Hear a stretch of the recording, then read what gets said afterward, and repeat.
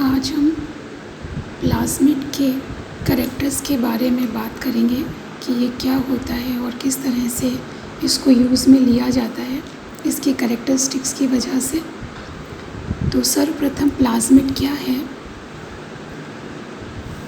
एक प्लाज्मिड एक बहुत ही छोटा एक्स्ट्रा क्रोमोसोमल डीएनए मॉलिक्यूल होता है जो कि किसी बैक्टीरियल सेल में पाया जाता है, लेकिन इसकी विशेषता ये होती है कि इसका जो क्रोमोसोम का मटेरियल है, जो जेनेटिक मटेरियल है, वो बैक्टीरिया के जेनेटिक मटेरियल से अलग सेपरेटली इंडिपेंडेंटली रेप्लिकेट हो सकता है।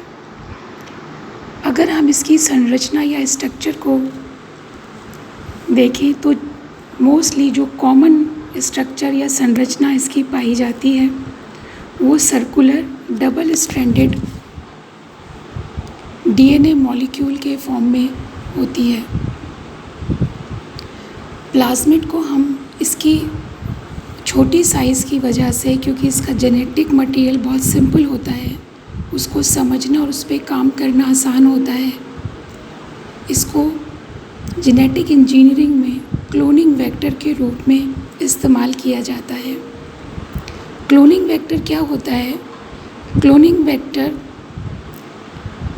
एक छोटा सा डीएनए का सेगमेंट, पीस या पार्ट होता है,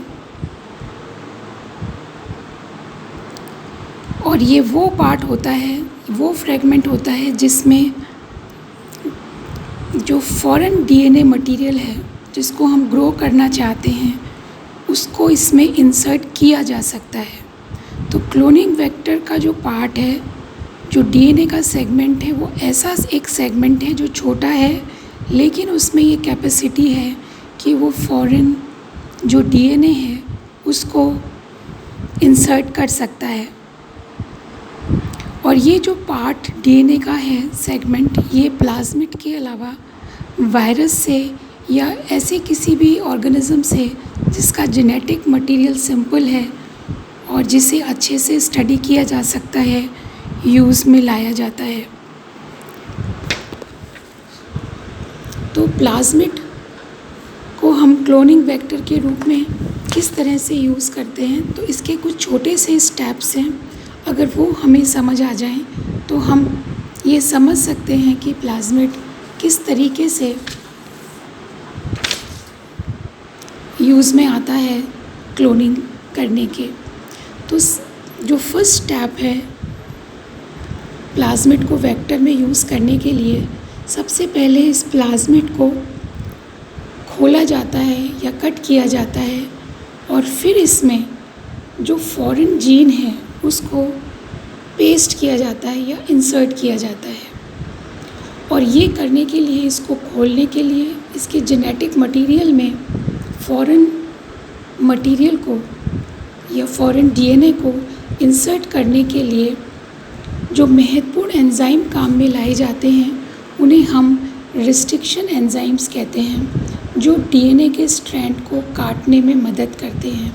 ये जो रिस्ट्रिक्शन एंजाइम है ये दो प्रकार के होते हैं, एक्सोन्यूक्लियस और एंडोन्यूक्लियसेस। जैसा कि नाम बता रहा है, एक्सो डीएनए सेगमेंट को, इसका जो सिरा है वहाँ से काटने में मदद करते हैं, और एंडो इसको बीच में से काटने में मदद करते हैं। तो जिस जगह भी हमें टर्मिनली या इसके सेंटर में जहाँ पर भी डीएनए पार्टिकल को इंसर्ट करना है, हम एक्सो या एंडो रिस्ट्रिक्शन एंजाइम से उसे कट करके उस पार्ट को इंसर्ट करते हैं। इंसर्ट करने के बाद दूसरा इम्पॉर्टेंट पार्ट होता है कि अब इंसर्टेड जो पार्ट्स, सेगमेंट्स यहाँ पर अब दो रह गए हैं, उन्हें आपस में जोड़ना।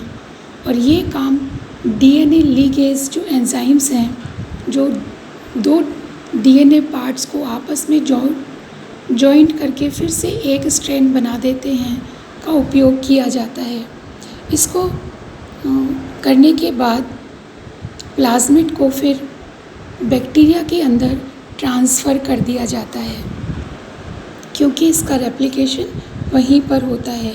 तो ऐसा प्लाज्मिड जिसमें कि फॉरेन डीएनए इंसर्ट है, जो हमने अभी चेंज उसका मटेरियल, जेनेटिक मटेरियल कर दिया है, लेकिन उसमें उसकी रेप्लिकेशन की जो क्वालिटी है, प्रॉपर्टी है, वो मेंटेन्ड है। इसके बाद भी ऐसे प्लाज्मिड्स को अब हम बैक्टीरिया सेल में ट्रांसफ़र कर देते हैं, और ट्रांसफ़र करने के बाद एक इस तरह के ट्रांसफॉर्म प्लाज्मिड की क्रॉप हमें मिल जाती है, जिसे हम बाद में कई तरीके से काम में ला सकते हैं।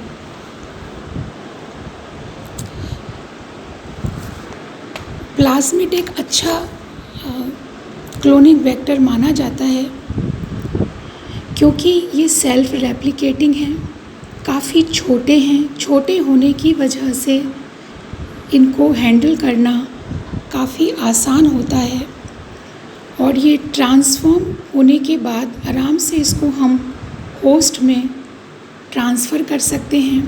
और इन प्लाज्मिड के अंदर एंटीबायोटिक रेजिस्टेंट जीन्स होता है, जो इनके होस्ट में जाने के बाद इनके सिलेक्शन में मदद करता है। वो भी एक बहुत इम्पॉर्टेंट पार्ट है कि अगर हम ये होस्ट में ट्रांसफ़र होने के बाद हम ये आइडेंटिफाई नहीं कर पाएँ कि कौन सी सेल्स ट्रांसफॉर्म हुई हैं, तो पूरी एक्सरसाइज जो अभी तक हमने करी वो हमारी बेकार हो जाएगी। तो ये एंटीबायोटिक रेजिस्टेंट जीन की वजह से इनको होस्ट सेल के अंदर आइडेंटिफाई करना, जो कि ट्रांसफॉर्म हुई हैं, आसान रहता है। एक बहुत ही कॉमन एग्जाम्पल प्लाज्मिड का जो सबसे ज़्यादा यूज़ में लाया गया है अभी तक, और सबसे पहले जिसकी खोज हुई थी, वो है PBR 322। 322 इसका स्ट्रेन है, और PBR इसके साइंटिस्ट के नाम पर इसे रखा गया है, जिन्होंने इसे सबसे पहले खोजा था। तो ये जो प्लाज्मिड PBR 322 है, इसको एज ए क्लोनिंग वेक्टर काम में लाया जाता है, और इसके अंदर ये खासियत है कि ये 2 एंटीबायोटिक्स टेट्रासाइक्लिन एंड एम्पिसिलिन, इससे ये रेजिस्टेंट होता है। और जब इसको हम टारगेट जीन के साथ इंसर्ट करते हैं, तो फिर ये इन एंटीबायोटिक के रेजिस्टेंट की वजह से ईज़िली आइडेंटिफाइड हो जाता है। और शॉर्ट में हम देखते हैं 6 कॉमन स्टेप्स हैं जो किसी भी क्लोनिंग के समय काम में लाए जाते हैं या उनको फॉलो किया जाता है। तो सबसे इम्पॉर्टेंट काम है जेनेटिक इंजीनियरिंग के लिए कि हम पहले वो होस्ट सेलेक्ट करें जिसमें हमें चेंज चाहिए, या चेंज मटेरियल, जेनेटिक मटेरियल उसमें डालकर उसके अंदर उन करैक्टर्स को जो बेनिफिशियल हैं लाना चाहते हैं। इसीलिए और उस होस्ट के लिए कौन सा क्लोनिंग वेक्टर सूटेबल रहेगा, तो ये सबसे पहले सेलेक्ट करना ज़रूरी होता है। ये इस सिलेक्शन के बाद फिर जो सेकंड स्टेप है वो है जो हमने वेक्टर लिया है उसके डीएनए की प्रिपरेशन करना, जिसमें कि हमें फॉरेन डीएनए को इंसर्ट करना है। और फिर प्रिपरेशन ऑफ डीएनए, उस प्रिपरेशन जिसको कि हमें कॉपीज़ बनानी है, तो हमने जो वेक्टर लिया उसके उस डीएनए की प्रिपरेशन जिसको कि हमें ट्रांसफॉर्म करना है, और फिर उसकी हमें कॉपीज़ बनानी है, क्लोनिंग करनी है। इसके बाद नेक्स्ट स्टेप आता है रिकॉम्बिनेंट डीएनए बनाना। रिकॉम्बिनेंट डीएनए से वही मतलब है कि जो हमारा वेक्टर डीएनए है उसको फॉरेन डीएनए के साथ जॉइन करना, मिलाना, और मिला करके उसको पूरा कंप्लीट कर देना। तो अब वो एक रिकॉम्बिनेंट जिसमें 2 कैरेक्टर्स हैं का काम करता है।